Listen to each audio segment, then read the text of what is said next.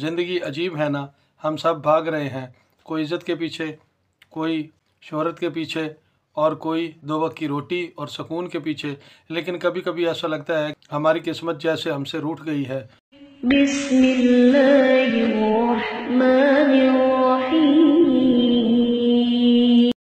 अस्सलाम वालेकुम। हम आपके शुक्रगुजार हैं कि आपने हमारी इस वीडियो को देखने के लिए वक्त निकाला है। खुश रहें, सलामत रहें, हमारी दुआएं आपके साथ हैं। अल्लाह पाक आप पर हमेशा मेहरबान रहे और आपको अपनी खैर व आफियत के साए में रखे। क्या आपको कभी महसूस हुआ है कि आप एक ऐसी दीवार के सामने खड़े हैं जिसमें कोई दरवाज़ा नहीं? क्या आपने कभी तन्हाई में रात के अंधेरे में अपने आंसुओं को अपने तकिए में जज्ब होते देखा है? ज़िंदगी अजीब है ना, हम सब भाग रहे हैं, कोई इज़्ज़त के पीछे, कोई शोहरत के पीछे और कोई दो वक्त की रोटी और सुकून के पीछे। लेकिन कभी कभी ऐसा लगता है हमारी किस्मत जैसे हमसे रूठ गई है। हम मेहनत करते हैं, एड़ियाँ रगड़ते हैं, लोगों के सामने झुकते हैं, लेकिन बदले में हमें क्या मिलता है? सिर्फ ठोकरें, बेरुखी और ज़िल्लत। अगर आपका भी दिल बोझल है, अगर आपको लगता है कि दुनिया में आपकी कोई कदर नहीं, लोग आपको हकारत की नज़र से देखते हैं या रिज़्क और नसीब के दरवाजे आप पर बंद हो चुके हैं, तो यकीन माने आप इस वक्त सही वीडियो देख रहे हैं। ये महज एक वीडियो नहीं, ये एक दस्तक है आपके सोए हुए नसीब के दरवाजे पर। जब ज़मीन के सारे दरवाजे बंद हो जाएं, आसमान का वो कौन सा दरवाज़ा है जो सिर्फ़ एक दस्तक का मुंतज़िर है?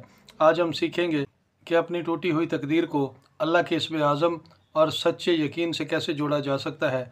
देखिए, हम जानते हैं कि इज़्ज़त का ना होना इंसान को अंदर से खोखला कर देता है। इंसान भूख बर्दाश्त कर लेता है, गुर्बत बर्दाश्त कर लेता है, लेकिन जब इसे बेइज्जत किया जाता है, जब महफ़िल में इसकी बात की अहमियत नहीं होती, इसे नज़रअंदाज किया जाता है, तो दिल में एक ऐसी टीस सी उठती है जो इसकी रूह तक को ज़ख्मी कर देती है।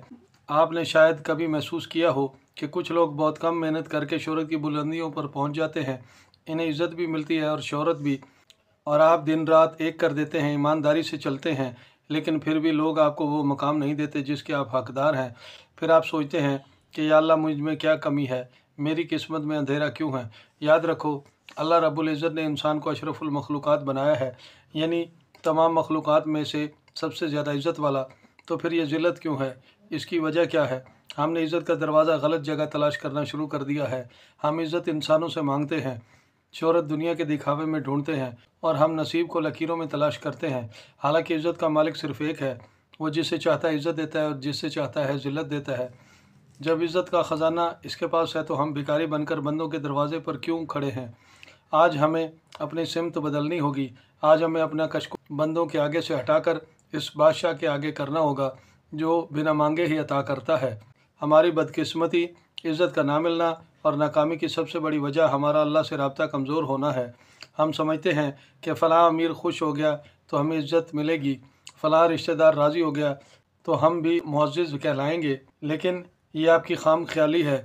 अब हम आपको वो अमल बताने जा रहे हैं, वो रूहानी राज खोल रहे हैं जो आपके नसीब के ताले खोल देगा, लेकिन शर्त यह है कि आपका यकीन कामिल हो।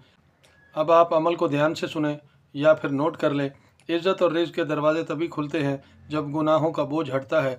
अमल शुरू करने से पहले सजदे में चले जाएं और अपने रब से कहें, या अल्लाह, मैं थक गया हूँ, मैंने बहुत सी गलतियाँ की हैं, मुझे माफ़ कर दे, मुझे लोगों का मोहताज ना बना। अपने गुनाहों को याद करके रोएं।